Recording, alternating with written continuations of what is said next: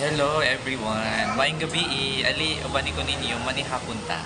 Mao ni akong panihapon. So, rice tapos naay pork chop, naay manok, naay isa ka buok nga shrimp. And ambot unsa ni siya? Naani siya yung mushrooms. Tapos kini tofu na ay ground meat sa ilalom. Sabi unya gulay tapos sabaw.